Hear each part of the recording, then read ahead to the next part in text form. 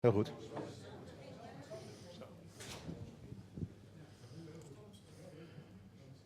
Goedemiddag. Het is mij een waar genoegen om aan u aan te kondigen Rudi van Drunen, die een praatje gaat houden over ACDC. CI, CD. Nou ja, goed. Hij zal het verder wel verder vertellen. Rudi, zet hem op. Okay, thanks.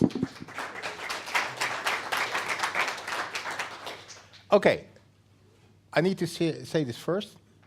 There's two disappointments this afternoon. First of all, it's not going to go CI/CD in the modern world. I will be talking about DevOps, and we will be getting that glued together. And the other thing is, in the program booklet, I have this abstract that says, I'm going to do demos. Yeah, I'm going to do demos, but with beer. That only works if you got loads of beer with him, especially in the CD world, where you have to be dependent on your teammates, that they have checked in the right code. Otherwise, it doesn't build, it doesn't deploy, it doesn't test, etc. So, who am I? I'm Rudi. Daytime, I work at a small company, like 20-odd people, that do develop software in a consultancy kind of setting or in a project kind of setting. And this software obviously has to do something, has to deliver business value. Everybody's talking about that. But that's where the money comes from, so that will be true. At daytime. At nighttime, I try to tinker around with IoT, hardware, and what have you, just for fun.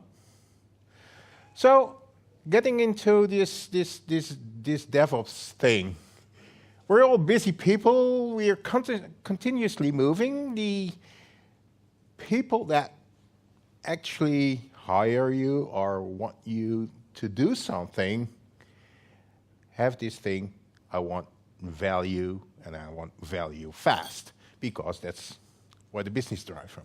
So you have to continuously get stuff into production from your software developers. And getting stuff into production, like in the early days when we all started, like with UNIX kernels and all, you did deploy or install an application like once every 3 months when a new version came out. Now the big guys, everybody, does web apps, web services, and then they deploy multiple times a day. And deployments don't take like weeks. They take hours, minutes, or even seconds. So things goes faster. Like Facebook, I was told, I don't know whether it's true or that people like bluffing their way into, Facebook deploys new stuff in 5 minutes. And then it's, well, they do it in a certain fashion that they only deploy it for a certain number of users or so. But it's like minutes instead of weeks. And getting that velocity, wow, magic word, velocity, that should trigger something. Well, if you come home and your boss asks you, what did you learn? Well, keywords are DevOps, velocity, and a couple of others that I will be talking in this in this presentation, because people want to have velocity. And to get that velocity, you want to do some stuff efficiently. So you don't want to be messing in the main thing with stuff that doesn't directly impact the speed that you get your developers to get stuff from development through your pipeline, your CI/CD pipeline, to your production environment. So there's nothing so useless as doing efficiently what should not be done at all. So you want to do as less as possible. You want to be putting your efforts into the stuff that really matters. But you have to think. You have to not be completely driven by this desire of velocity and not thinking anymore, but stand still, think how you can optimize, how you can get more out of this velocity, not just running. Wait, how you can actually get from A to B as fast as possible. And that's often not just start running, start building stuff and start going. It's tempting to do that. We're all engineers. We're all tempted to go build stuff, to get stuff up and running, but it's better to really think first what we should build. Should we build? So,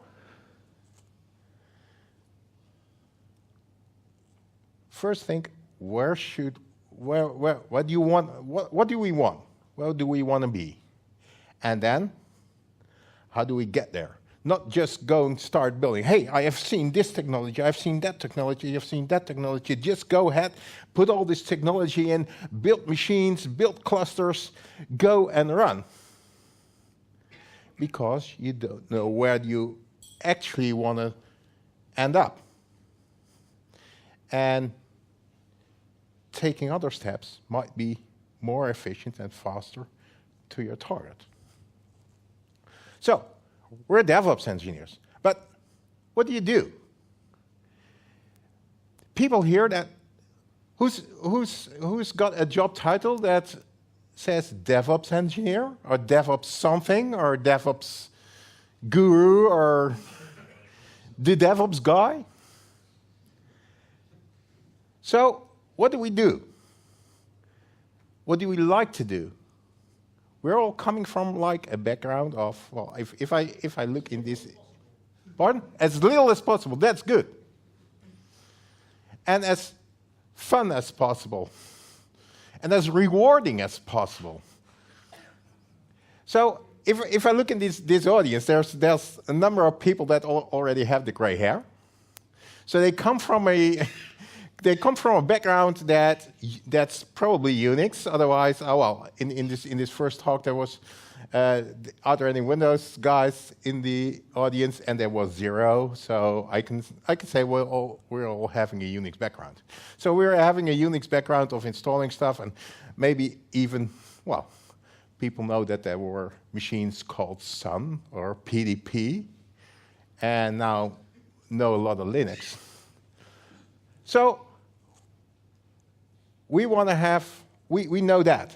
But on the other hand, the world is changing. The world is changing into a thing that this machine doesn't matter anymore. The value is in the application running. Where you are thinking, oh, wow, this is great. We have a machine, and this is super operating system, all those neat features. But those neat features are not directly delivering that business value that this boss guy wants. And this boss guy actually pays you. So that's kind of a, how does our job work? So we want to do less, and as less as possible. But we want to do that less really well. So, if you do fewer things, you probably have more time to think and more time to do them better. So, that's one thing. Keep that in mind. And the other thing is, how do we deal with this huge, complex ecosystem? Right now, if we have a web app developed, and we have this bunch of developers sitting on top of the code. And on the other hand, this bunch of users sitting anywhere on the web, talking to your server infrastructure, and want to accomplish something that this developer has thought out how to do that. In between this complete hodgepodge of getting the code compiled, getting it on a machine, getting this machine in a network, getting that network to work, getting this web app to deliver, get it to display on the browser in the right way, is ultimate complex. And in between that developer and that user that has the user experience, there's you, the DevOps guy, the guy that makes stuff work. When people at my company, when people say, hey, what do? Are you a developer? I say, well, sometimes I'm kind of a developer. And then we get in this discussion of infrastructure as code. But also I say, hey, I make things work. Because this piece of code doesn't do anything unless it's moved through the pipeline, deployed on the server, and get this user using it. And in this piece of complexity, we want to do good. We want to do as less as possible, but maintaining the value, the user experience. So, what do we want? We want to have something simple. We want to focus on a process that gets the code to the running thing. And we want to make a difference, because that's where we're human for, and that's what we got our job satisfaction from. So, what do we want? We want to have those three things. And we want to do that in software. So we're not DevOps guys, we're in the modern world, we are SREs. Google has designed that job title, which is a site reliability engineer. So we want, at our side, we want to improve reliability, so we want to have the user getting the business value that is designed. And we are engineers, so not managers. So we're in this ecosystem where we have really complex systems tied together. We have code, and servers, and servers. So we need to be on top of that all. So it's a software problem. That's where the site reliability engineer comes from. But yeah, it can be a software problem, but that doesn't make it simpler. And we want to have this really simple. So what are the components that are in between this code guy and the user? The laptop, version control, your pipeline, getting the code through the pipeline, through the testing stages, onto a repo that can be deployed. And you want to deploy it into some cluster. Right now, everybody's talking about Kubernetes or something like that. Why is everybody talking about Kubernetes? And why is that so important? Well, it's kind of important if you have the reasoning behind that your app is going to be at one moment serving zillions of people. And if you've not got that idea, don't go thinking about clusters. Keep it simple. Don't have this complexity. But right now, I'm living in a world where people at our company develop stuff that this customer thinks, hey, this is my app. If you do your job and you deliver the value, millions of users are going to use it. Because that's what I told the investor, and this guy thinks about 10x revenue in 3 years, I heard. So a little sideline. We're not managers, but we all have this thing that there's a huge environment with a lot of stuff, a lot of servers, a lot of code, a lot of complex systems, and shit is happening. How much shit do you want to handle? How much shit do you want to get on your shoulders and get that done? As less as possible. Well, in my opinion.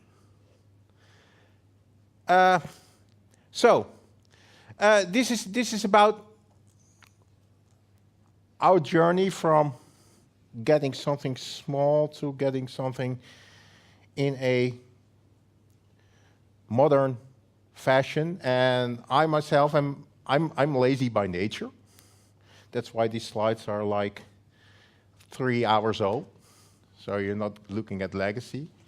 But up came stuff like Docker. I'm going to tell you our experience with Docker.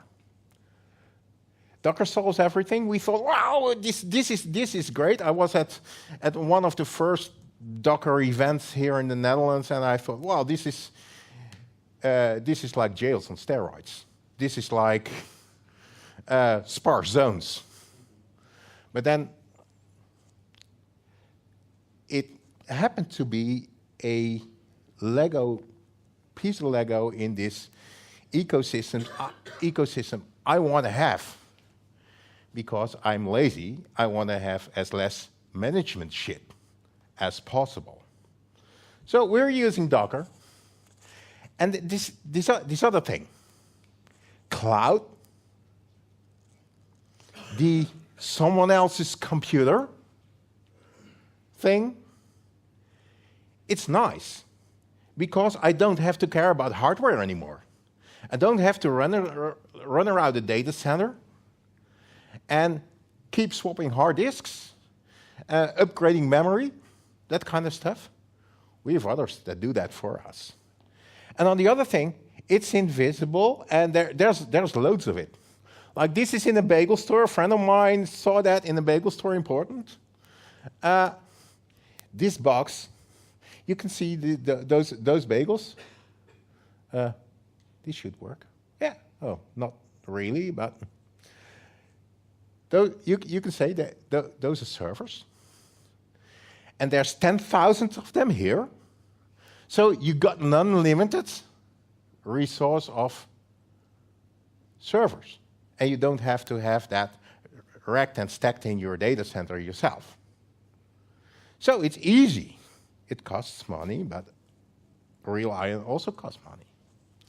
So that's a nice thing. We want to go about that as well. And there's also people that say, hey, but it's someone else's computer. I can trust that. Yeah, do you trust anything you load onto your computer that's not your own code? Do you trust every operating system? If you go about that carefully, you can get a level of trust that, well, you have like, okay, this should be secure enough for our value that we want to deliver to business. Because absolute security is not possible. Yeah, you can't do it. If you don't do it, you have absolute security. So look at your moving parts. Get your code. Get it on a source code control system. You want to have that in-house? Or do you want to have that in the cloud somewhere, rent it? You don't need to maintain that server. You don't need to have this hard disk swapping when this guy comes. Oh, my code disappeared. You don't have to like getting the tape in. It's done for you. So the other thing, build your pipeline. You can have your own Jenkins in your environment. You can also use, and that's what we do, in a small company, 20-odd people, one guy that has to make it work, and there's 16 of them developers. generating code, generating patches. I'm not going to run my own Jenkins. I take one of the cloud services and use that. And if you actually have this complete department that can run your own Jenkins, you can do that. But think.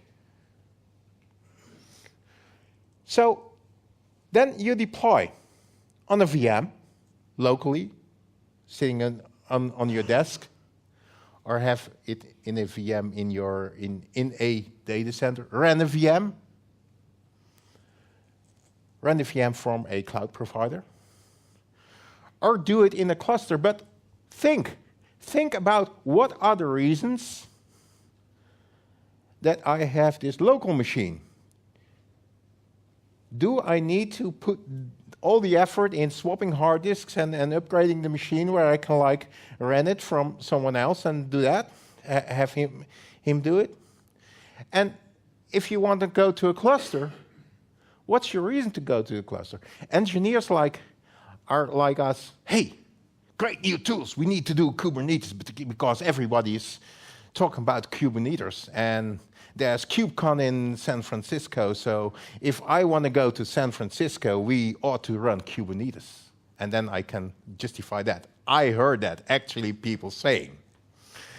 So think about that. You can do it all in your own data center, but you can also rent it out, have it rented in the cloud. So think, complexity, moving parts. If you do clusters, they're complex. They're complex pieces of software. I actually started with this Kubernetes thing because I had the reason to get some scalable applications into a cloud thing. So I thought, well, can't be that difficult, building my own Kubernetes.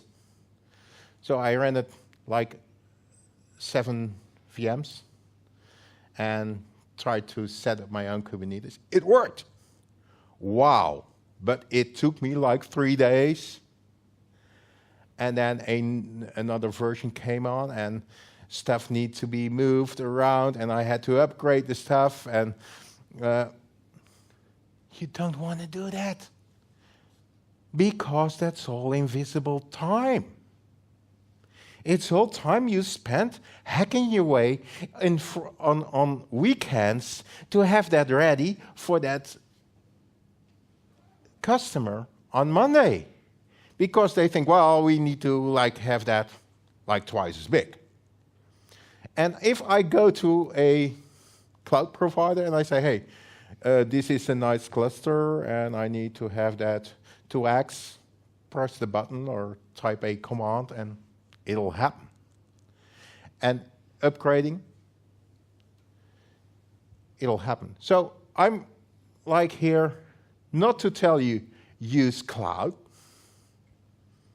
but I'm telling there is other options than do it yourself. And think about what you use. Like for your source repos, you can use GitHub, Bitbucket, SVN, GitLab, or just a file share. And these purple things you can run on site, and the others, the green things, are cloud-based only.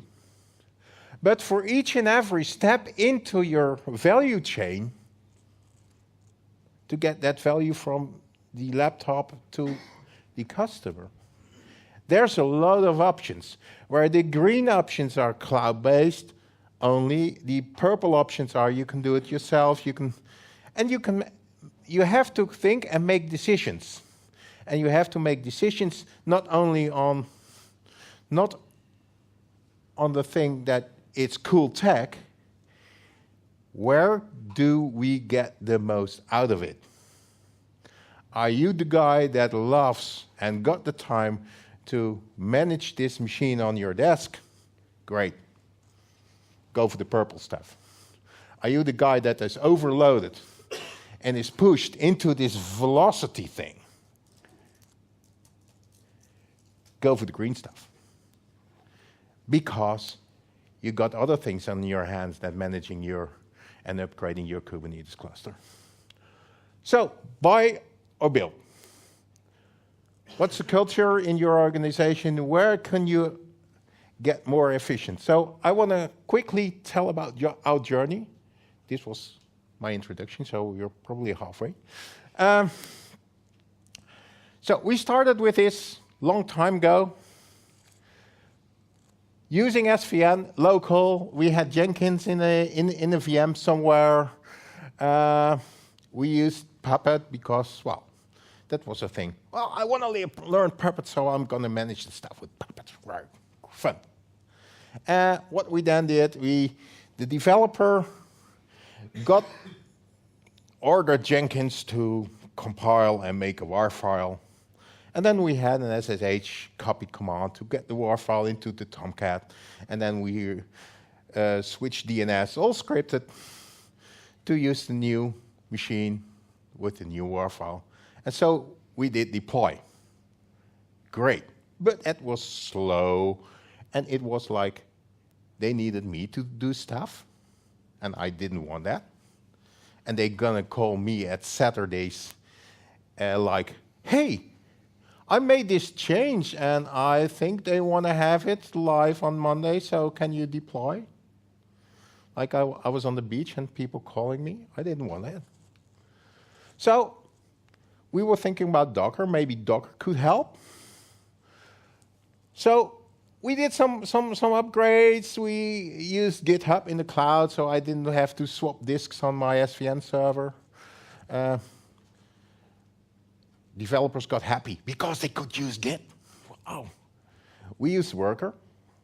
Worker is a cloud-based, Docker-based system that builds your target Docker. So that checks out your code, does things that you tell it to do, builds your Docker, stores that in the Docker repository. And we had on a server a script that actually pulled the Docker in, also controlled by the Worker script. And that kind of worked. We had this machine, and it worked, and we got 2 machines, and we got loads of Dockers, and we got a horizontally scale, more Dockers, and UNIX in front of it as a load balancer, and then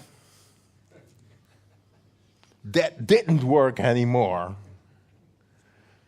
And then they get calling me again in the middle of the night. Hey,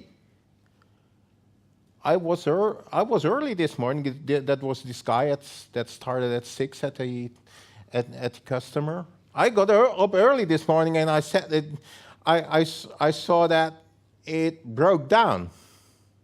So could you please reset some stuff? And I was like, okay, I don't want to do this anymore, and I don't want to get this. So we want to have some scaling thing. So again, we moved from Worker to Circle CI. Why? Because we had some reasons to use Circle CI, because we want to use a Docker in Docker. Otherwise, we wouldn't touch it. We were probably still using Worker. We had a script builds and tests Docker, stores Docker, and we had a script to deploy here in Google Cloud. But yeah, why did we do that in Google Cloud? Because we have this thing that we wanted to have that scaled. Not on that Kubernetes cluster I built myself, because that was like iffy, and I didn't want to be the guy that does the Kubernetes stuff only and kept upgrading and managing the Kubernetes. I was the DevOps guy that was responsible for getting the code to the running thing. So we used Google Cloud here. We used Helm, and we had some scaling thing. We could scale without having this thing falling over. So great. We moved. And we had a faster and faster turnaround from a feature going from code to production with less and less stuff that I, as DevOps engineer, I, as SRE, had to do. We started off with me pushing a button, and right now it's 5 minutes from a approved pull request to a running feature. So that's great. And we can scale, we can do testing in production. But the thing is, that only can work with just a couple of people and a fast turnaround when you use stuff that's already there. Don't reinvent stuff. Don't go build your own cluster. Don't go build your own pipeline management kind of thing. Don't run your own Jenkins if you don't need to. Just be creative. Think before going building. So the next thing is we now use Terraform to actually build a cluster for test. In this pipeline, we do testing of our microservices that are, well, our applications are mostly microservices. So we fire up a Terraform script. That Terraform script builds a small Kubernetes cluster at a cloud provider. We can use that with DigitalOcean. Right now they have this new Kubernetes thing that you can spin up a Kubernetes cluster, but you can also do that in Azure. You can even do that in your own home-built cluster, but then again, you have to manage that. And test, and then tear that down again, and then if it's okay, go deploy. And that's unit tests and the real testing we do in production. Mostly we have applications that are not so mission critical that we cannot test in production. What we do is we just in this one cluster, we load on our new version on the microservice and have this service mesh that's in the cluster have certain groups of users, or, well, the test users or the testing devices hitting that service and the others hitting the normal production service. And if that's okay, we gradually decrease the number of users using the old production stuff and moving more users to the new stuff. So we have seamless moving of users from the production to the test that becomes production. We first used scripts for that. We now have some products that we use for that. So next thing is we're still using clusters. We're still using this concept of servers. And we still have to think how this kind of works. But right now we can also just have our code deployed into a cloud and then use it as a function, use it as an API. Like we have a database in the cloud. Doesn't matter what, there's an API called SQL or there's an API called the Mongo API, but we just talk to. And don't bother about this is running on a machine, this is running, and this is needing storage and that kind of stuff. So we're testing that out. We are running small applications in there. So it's getting more and more simple, and simple on the level of what you have to do to get it all running, but more and more complex underneath. Because if you go dig deeper in how this works, it's so damn complex.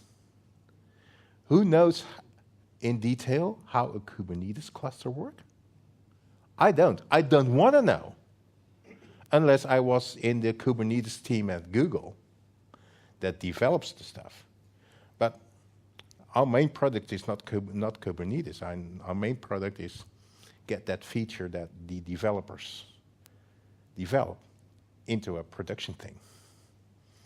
So we were experimenting with that. There's still stuff with it to get that serverless. But there's applications that don't have the notion of server. They're just functions connecting, APIs connecting. It's just wiring up Lego. It's just putting Lego on, wiring up stuff, and then it magically works. I do hardware. When the sun goes down, it's very interesting to know how this chip works. But again, I want to build a IoT thing. So I have to wire up a couple of chips. And I don't bother what's going on that piece of silicon. I'm interested in what the complete stuff does. That's what the analogy you can find here. So there's this revolution. And my thing here is keep moving with that revolution. Don't go sit here, I'm the server guy and I'm looking at this rack of servers and that's my domain.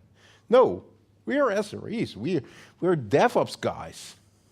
We help the developer. Wow! We help the developer get his code into something people can use. Get the value. Otherwise, this developer is a very poor guy typing away on his laptop and doesn't see his code doing real stuff. So this developer guy is a poor guy, and we are a poor guy. So we wanna get that running and running fast. So revolution and evolution. So we had physical hardware, we had visualization, we had clouds, containers, and now people are thinking about serverless. So coming to the takeaways of this talk. Keep it simple what you do. Buy is an option. You don't need to get every piece of hardware in your own rack. You can use services for that. Of course, there's all kind of edge effects, like how do you get your data? I want data in my own data center because that are the assets of my company. So you have to work around that and try to get a VPN into that cloud thing. And there's security issues because it's someone else's computer. But again, do you know what's going on this laptop right now? It's my own computer, but actually it's someone else's computer. Because I don't control every tiny bit of microcode that's in this Intel chip. I was not bashing on the previous speaker here. So your value, what you bring into that company is measured at its business point, not at how this Kubernetes cluster is great. It's great for you. You got a great weekend with the self-esteem that you built this Kubernetes cluster. Nobody else does it. I built my own Kubernetes cluster, but that business guy is not going to be interested in whether it's your Kubernetes cluster or Google's Kubernetes cluster. Teamwork is not optional. It's not about tools. It's about people. DevOps is about people. You help the developer in the team get its code to production. So take them by the hand, learn all the steps, explain what is being done in the pipeline, not you press this magic button called commit and it will be done automatically.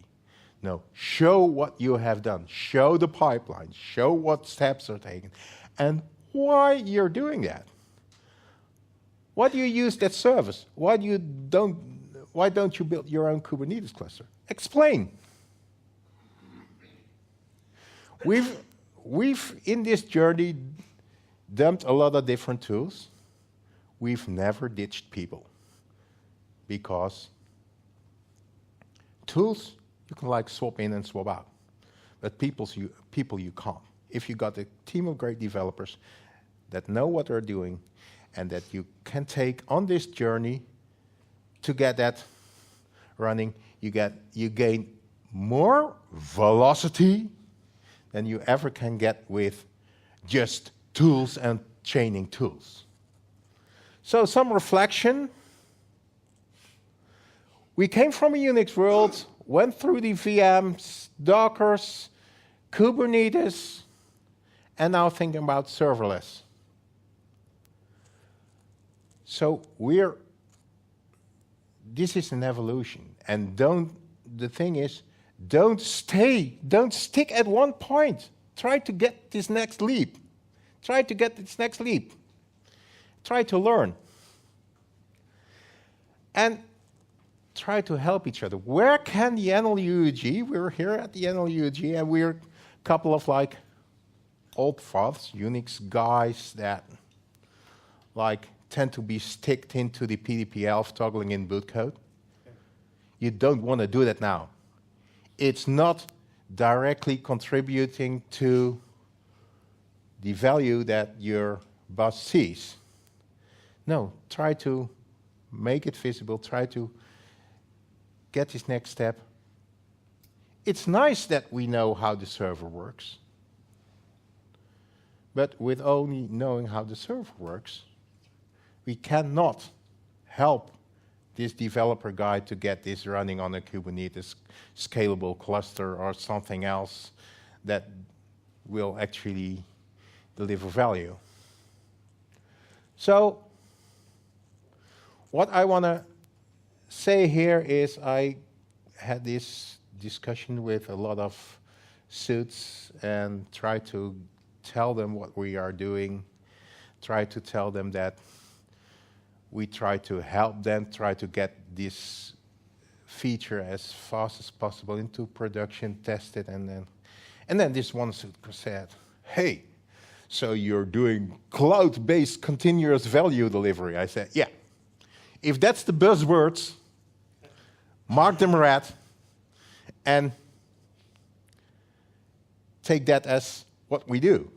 But actually, we have to take all steps and try to abstract and take that next step, not looking at, well, yeah, but we can't do it right when we don't know what drivers are loaded on that one node of this cluster. No, you don't know it, you don't want to know, you want to, otherwise you're stuck and you will not be able to get this stuff in production fast. So I think that's what I want to say. Any questions? Well, I cannot imagine that. So what are you going to do next week at your workplace? Quit. Is an option where you're hiring. Take over the world, but one step at a time, and try to take the next step, and not staying into this one piece of equipment. We know Unix. Hey, that's not something for the new world. We need to know how to deliver value in this world, and it's not by toggling in a bootloader. It's helping the developer use steps and cloud services and other services, maybe run it on premise to get it. But think before you go build. That's it. Thank you.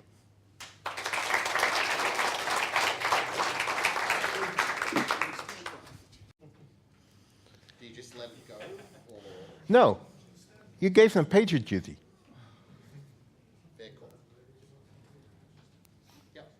You tell them, hey, if you don't want to know what my job is, what I do to get that running, I'm not going to do it, then just come with me and fix your own shit. And tell management that you're doing that. Tell managers that you're like, hey, this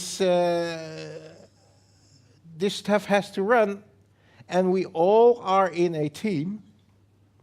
Like DevOps is not just being the guy that makes it work.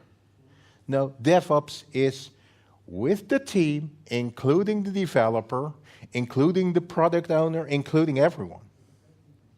Take them to steps. All steps to make it work. And if they don't want to know, then they're not a good developer. Right?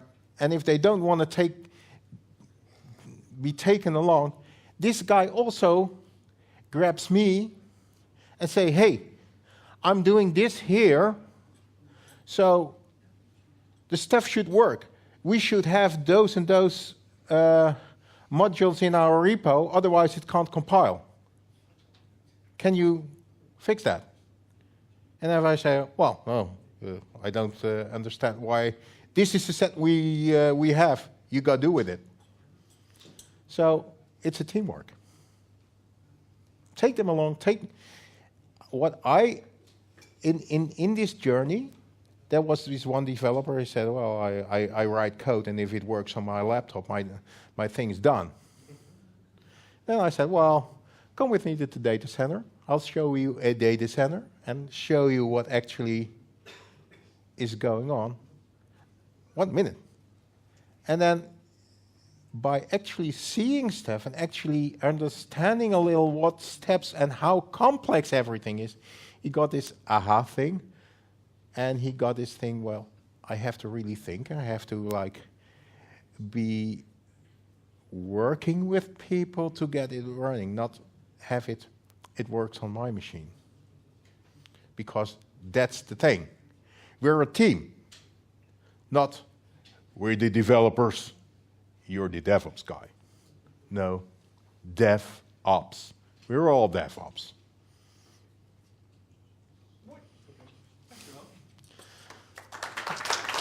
Dankjewel.